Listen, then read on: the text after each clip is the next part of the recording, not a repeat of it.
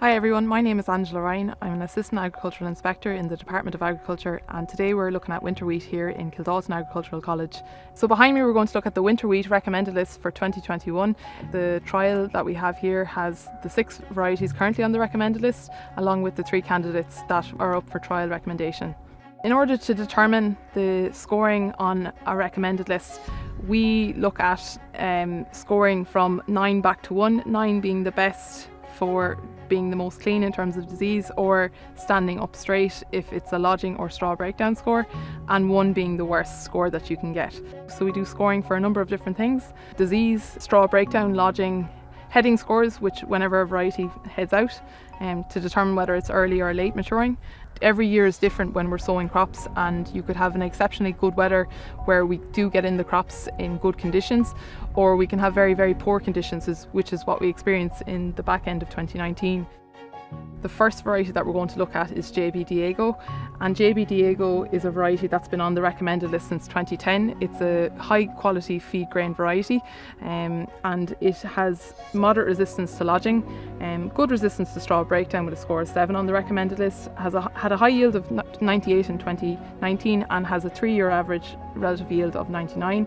It's moderately resistant to mildew and fusarium, and it's moderately susceptible to septoria with a score of 5 and yellow rust, which appears to be the story so far this season from what we've seen in the plots, and it does have good resistance to sprouting. It's a grain for feed quality with a high 1,000 grain weight and a hectolitre weight of 74, and this year there'll be 3% seed availability this coming autumn for farmers to purchase if they wish commercially.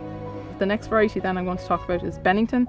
Bennington had a yield of 102 last year and has an average of 101 over its 3-year relative yield. It has a moderate long straw and good resistance to lodging with a score of 7, and has very good resistance to straw breakdown. It has moderate susceptibility to mildew with a score of 6, along with septoria with the same score of 6.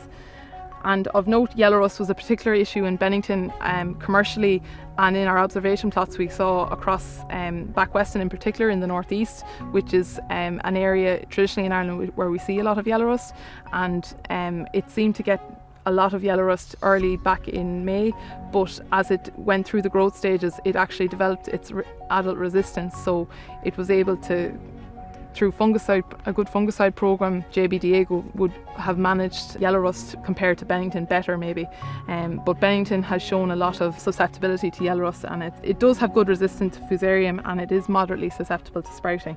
And the area in certification this coming winter sowing is 13% seed availability. The next variety I'm going to talk about is Castello. It's the 3rd variety on the recommended list.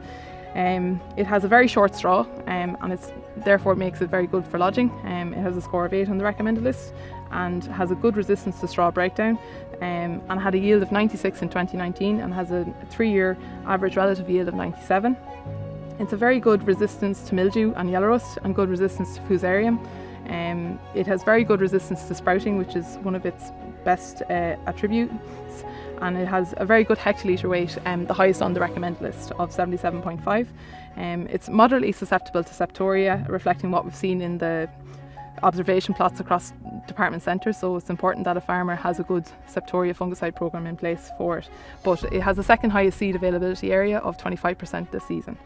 Torp had a yield of 103 in 2019 and a 3-year average yield of 101. It's showing good resistance to septoria but moderate susceptibility to yellow rust, with us seeing it creeping into the observation plots, especially in Back Weston again this year. So like Bennington, it was one of the varieties that really got a lot of yellow rust back in late April, early May, and it didn't recover well from it. It has moderate susceptibility to mildew, it is susceptible to fusarium and is moderately resistant to sprouting. It has good resistance to lodging and moderate resistance to straw breakdown, and has moderate grain quality with one of the lower hectolitre weights on the recommended list of 72, and has 2% seed availability this coming season. The next variety is KWS Conross. It's a late maturing variety, and it has good resistance to lodging, had a yield of 95 in 2019 and has a 3-year average of 98. It has a very good resistance to mildew and good resistance to yellow rust with a score of 7. And we've seen that in the observation plots with KWS Conross. It's been one of the better varieties. It's showing moderate resistance to septoria, which it has a score of 6 for. It's got good resistance to sprouting and a good hectolitre weight of 75.5, and there's 4% seed availability this coming season. The last of the recommended varieties on the list is Graham. Graham has a seed area of 46% this coming season. It's a high yielding provisionally recommended variety. It had a promising yield last year of 105 and a 3-year average yield of 104. It seems to be showing moderate resistance to Septoria so far this season, showing good resistance to yellow rust, and has a good hectolitre weight of 74.8. And as I said, it's probably going to be the most widely available variety next year in terms of sowing for farmers commercially in Ireland. So a variety that is a candidate will receive what we call provisional recommendation onto a recommended list. That can happen for 1 year or 2 years before it receives full recommendation. First of the candidates I'm going to talk about is LG Skyscraper. It's a candidate for next year, and last year it yielded 103 in the 2019 recommended list trial and 104 2 years ago. So we'll be hoping that it has a good yield again this year, showing its consistency over the last 2 years.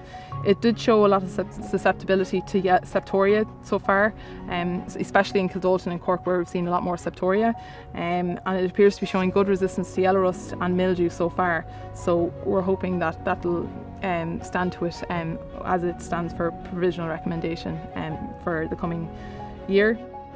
The next candidate is SY Insider. It's in its 2nd year in trial and is up for a provisional recommendation for 2021. It's a candidate variety. It yielded 105 last year and 104 the previous year. It's showing moderate resistance to Septoria with a score of 6 across the department sites so far this season, and appears to be showing good resistance to yellow rust and mildew. And there is 1% seed availability this coming season. Chevignon, which is the last variety I'm going to talk about in the winter wheat. It's a 2nd year in trial and a candidate variety for 2021. It's an early maturing variety, probably one of the earliest maturing varieties in the recommended list trial this year so far. It had a good yield of 100 last year and 103 in national list trial the previous year. It seems to be showing moderate resistance to Septoria so far this season. So this trial was sown on the 22nd of October, so we'd expect to harvest this mid-August or late August.